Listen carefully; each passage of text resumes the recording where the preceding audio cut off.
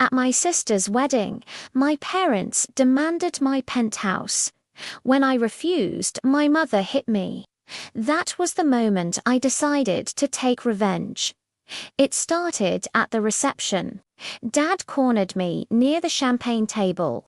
"We need to talk about your penthouse," he said.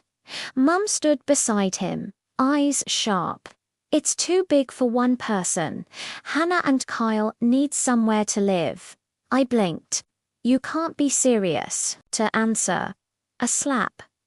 The entire hall went silent. "I'm Olivia, 31, a software engineer.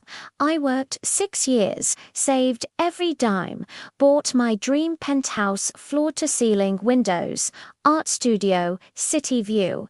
It's mine, but my parents, they've always believed my success belongs to them. Growing up, Hannah was their golden child. I was the one who worked. She got help for everything: college, art school, even her wedding. And now they wanted my home too." During the reception, Dad actually announced Olivia has generously offered her penthouse to the newlyweds. The crowd clapped. Cameras flashed. I froze. "I never agreed to that," Mum hissed. "Don't be selfish. This is your sister's big day." When I refused again, she hit me. The slap echoed. Guests gasped. Phones recorded, and my parents glared at me like I was the disgrace. That night, they went on a smear campaign. "Olivia's ungrateful," they whispered. "She's forgotten family." Even Hannah joined in. "You're just jealous I found love." By the end of the night, they'd humiliated me, threatened to cut contact, and guilt-tripped me about family duty. But they didn't realize already started protecting myself.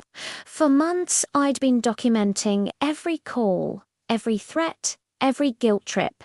Texts, voicemails, even conversations. Because I knew one day I'd need proof.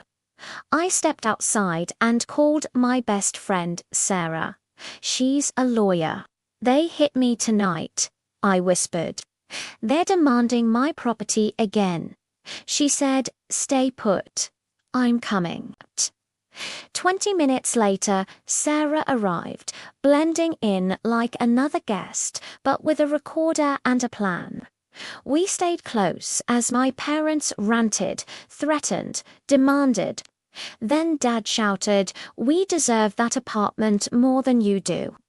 Sarah caught it all on tape. By the end of the night, my parents publicly disowned me in front of guests, called me selfish, heartless. That's when Sarah squeezed my hand. Time to end this. We met them privately in the bridal suite.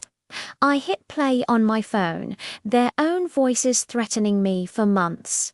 Then Sarah stepped forward. "I'm Olivia's attorney. You've committed harassment and assault." Dad laughed. "You can't do anything. We're her parents." Sarah smiled. "Actually, we already did." She pulled out paperwork, a restraining order, filed and processed. Their faces drained. Mum started crying. "We didn't mean it, sweetheart. We just want what's best for Hannah." I looked her dead in the eye.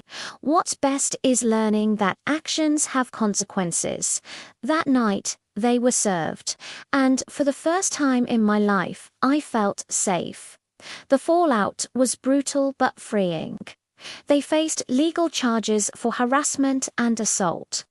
The restraining order lasted 2 years. Court-mandated anger management. Hannah eventually apologized.